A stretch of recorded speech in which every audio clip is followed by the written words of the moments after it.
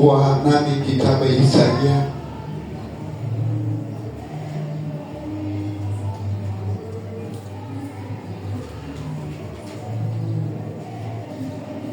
Isaia 61. Isaia 61. Nikopeshe tu masikio yako kwa dakika kadhaa, maana tukaje hapa. Nikopeshe tu masikio yako ukapokea neno hili. Unapopokea mpendwa, ni neno la nguvu, litakusaidia, litafanya ukapate nguvu ya kuendelea katika safari ya wokovu. Aliyepata 61, hebu kasome mstari wa kwanza kafika mstari wa 8. Aliyepanda. Thank you. Okay, just nasema Roho ya Bwana Mungu ii juu yangu, kwa sababu Bwana amenitia mafuta na mahubiri wanyenyekevu habari njema. Amenituma ili kuwaganga waliovunjika moyo, kuwatangazia mateka uhuru wao, na waliofungwa habari za kufunguliwa kwao. Yes. Kutangaza mwaka wa Bwana uliokubaliwa na siku ya kisasi cha Mungu wetu. Wafariji wote waliao, kwa kuagizia hao waliao katika Sayuni, wapewe taji ya maua badala ya majivu, mafuta ya furaha badala ya maombolezo, vazi la sifa badala ya roho nzito, wapate kuitwa miti ya haki iliyopandwa na Bwana ili atukuzwe. Amina. Amen. Hilo ndio neno la mchana wa leo ambayo tutashare nanyi mahali hapa. Kitabu hiki Nabii Isaya, ukisoma pale mwanzo, ukisoma kuanzia 6 pale, unapata kwamba alikuwa anafanya kazi ya Bwana, lakini alikuwa hajamuona Bwana. Maandiko inasema ya kwamba mpaka wakati mfalme Uzia alipokufa ndipo alianza kumuona Bwana.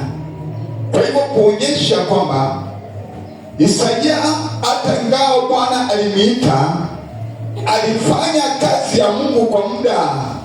Kama ana Roho Mtakatifu, alitembea akiwa yatima bila Roho Mtakatifu. Maana Roho Mtakatifu unapokosa wewe ni mayatima. Kwa hivyo Isaia akatembea akiwa hana Roho wa Bwana, hana Mungu, mpaka wakati mfalme alipokufa. Maana mfalme huyu ndiye aliyekuwa anachangia ya kwamba hata kama alikuwa amefanya kazi ya Bwana, hangefanya kiwango kwamba anaweza kufika kiwango Bwana anaweza kachilia Roho wake juu yake. Kwa hivyo akawa yeye ni kipofu, lakini ilitimia wakati ambaye mfalme alikufa. Hiyo ndiyo wakati ambapo alipata ufahamu ya kwamba alikuwa anafanya kazi ili hali hakuwa na Mungu. Haleluya. So kuna ujumbe ambapo iko hapa, anazidi kusema kwamba Roho wa Bwana yu juu yangu. Amesha discover ya kwamba kuna kitu juu yake, yaani aeti tu, lakini kuna kitu ambao Bwana ameweka juu yake. Ninazungumzia jambo hili maana nimesikia mafunzo niliyokuwa ikanena kuhusu Roho wa Bwana. Haleluya. Kukosa Roho wa Bwana mfano katika ulimwengu wa kiroho, wapendwa, ni kutembea ukiwa kiwete, ni kutembea kwamba huwezi kujifahamu, ni kutembea kama ibada kama hii hata ujisikia kwamba unataka kukaa,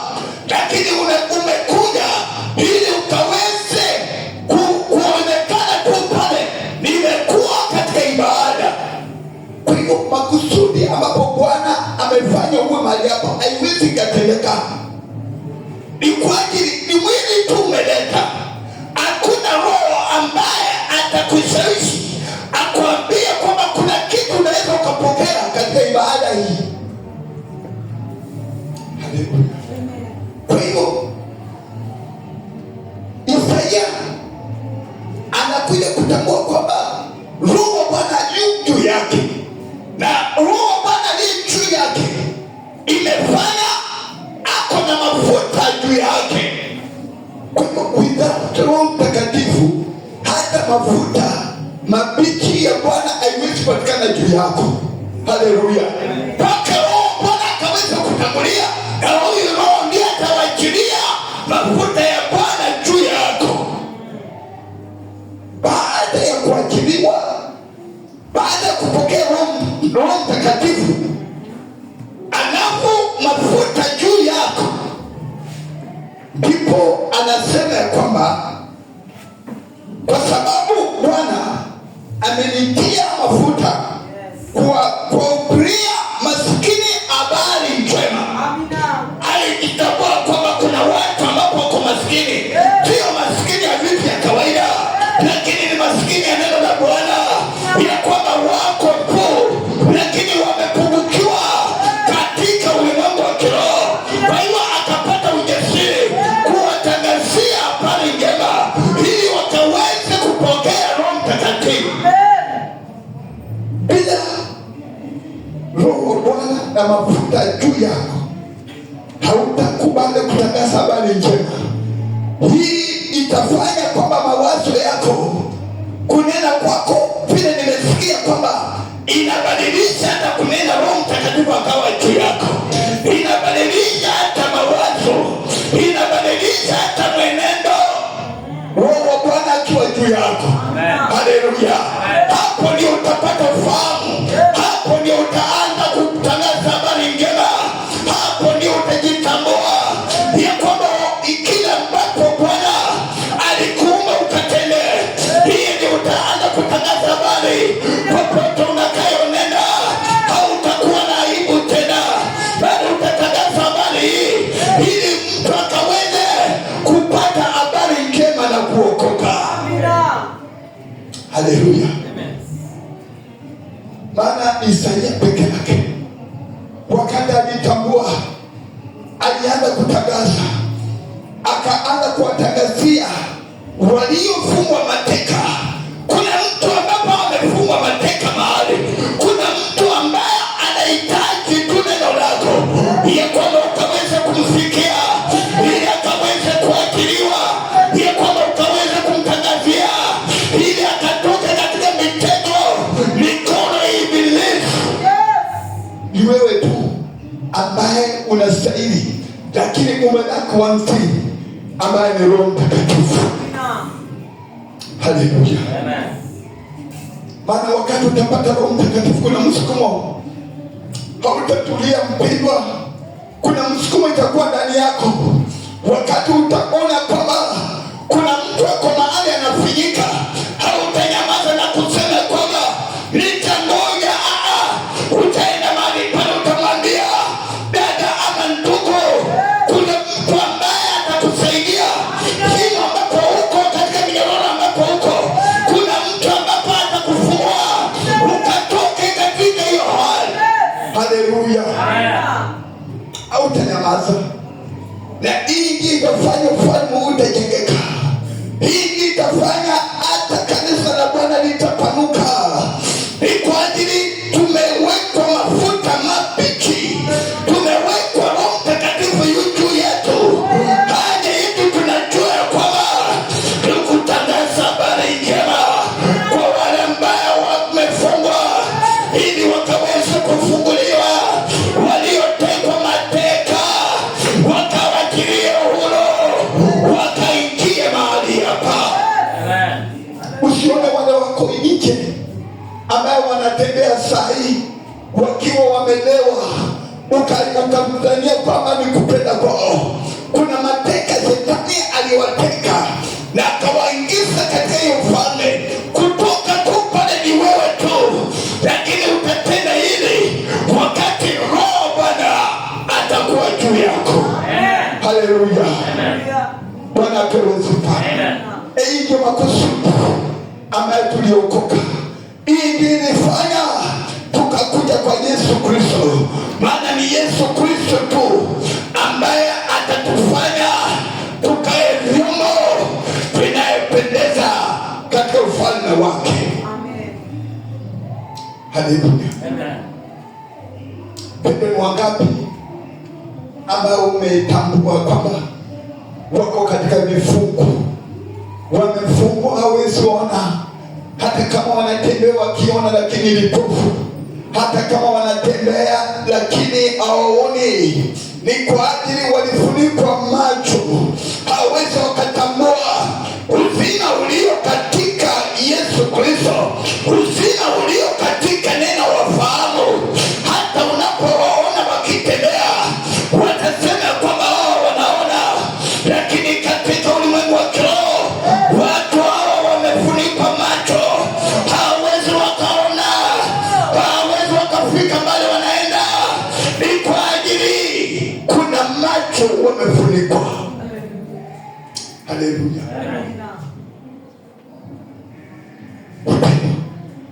Wakati tutatamani Roho Mtakatifu kutembea nasi, wakati tutatamani Bwana akatuweke mafuta yake mabichi, wakati tutatamani Roho Bwana akawe juu yetu, ufalme utajitengeka, ufalme haitakuwa kidhivyo, itabadilika. Maana najua kwamba wewe Bwana alikuumba na makusudi, na makusudi haya yatatendeka tu wakati utaanza kutembea na Roho Mtakatifu. Without it, bila Roho Bwana huwezi. Bila Roho Bwana hauwezi kufungua mateka. Bila Roho Bwana wala ambao wamefungwa hutawafungua mpendwa. Haleluya. Maana mtafanana. Hata kama unaenda kanisa watakwambia hakuna kitu naona tofauti, sisi tunafanana, because kuna kitu wamedaki, kuna kitu umedaki, wamenusi tayari mumefanana. Haleluya. Inafika mahali hata kule kufikia kwa mtu kumwambia mpendwa Yesu anakupenda, inakuwa because Roho Mtakatifu ndio unapeana ujasiri ya kusimama na kumwambia mtu Roho Bwana anakupenda, Yesu Kristo anakupenda. Hii itafanya ile ujasiri ambao utakuwa nayo, hata awe mkubwa namna gani, utapata hata yutu anaweza simama kwa mtu wakati ako na Roho Mtakatifu, hataenda kwa mtu mkubwa hamwambie mama Roho Yesu anakupenda, kuja kwa Yesu kawezi kupata uzima. Haleluya. Hata angalia sema na mimi naweza pata kuongea naye wakati Roho Bwana atakuwa juu yako. Pendwa, ukiona kwamba huyu mama anahitaji Yesu Kristo, hautanyamaza, utaenda kumtangazia ya kwamba habari njema ni hii, mama, Yesu Kristo anakupenda, njoo kwake na utaona uzima wa milele. Haleluya. Lakini without hata kunena inakuwa ili ujasiri ya kutangaza au utakuwa hapo, maana hakuna kitu juu yako kile msukumo ambaye inakusukuma kiwango kwamba utangaze lile lililo ndani ya moyo wako ukampe. Haleluya. Wapendwa, inafika mahali kama kanisa tukaweze kusimama na kutafuta kutembea na Roho wa Bwana. Haleluya. Hebu mstari wa 8.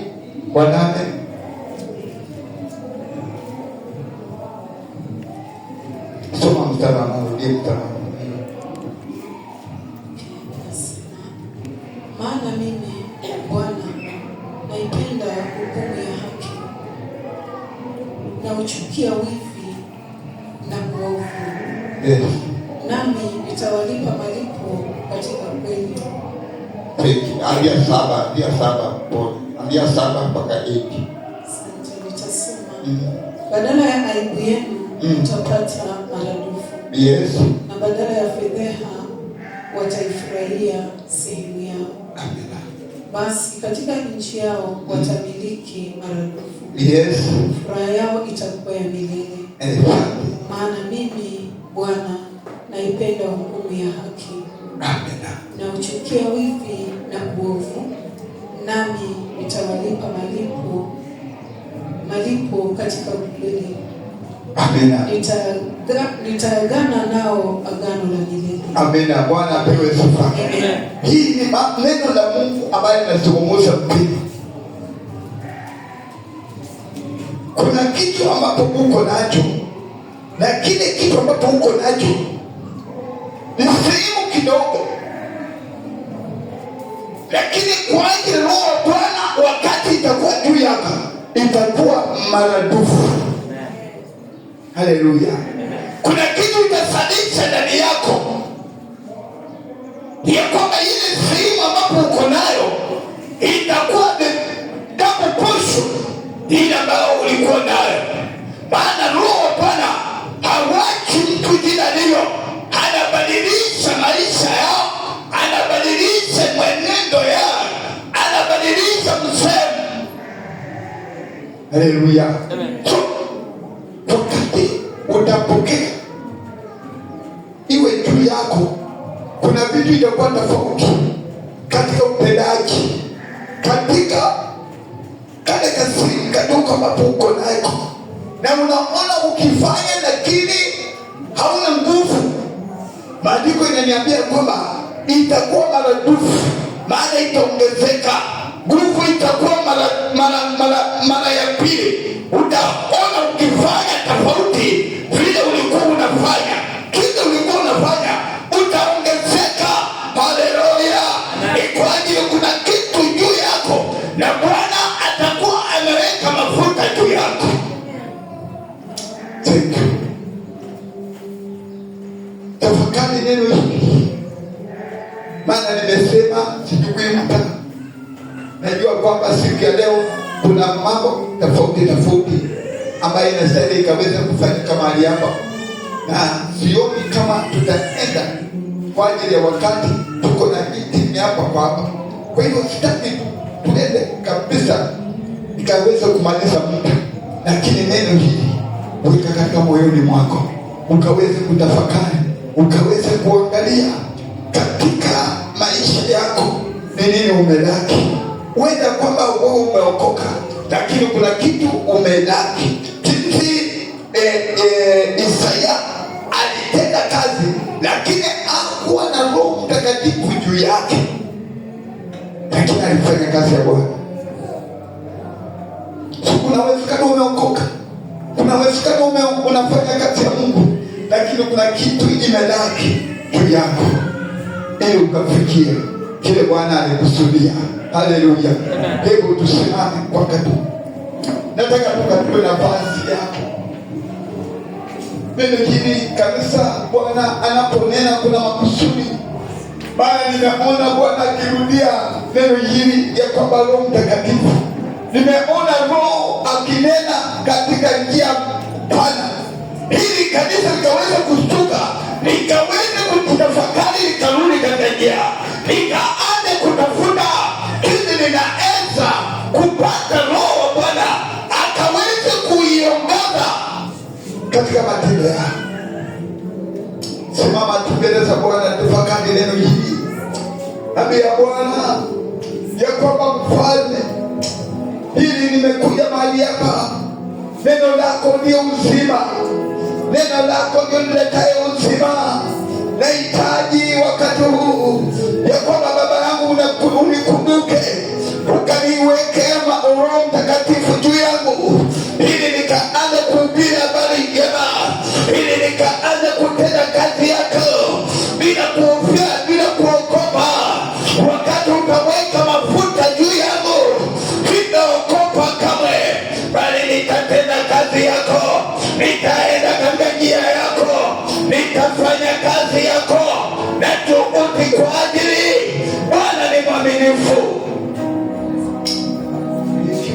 wako.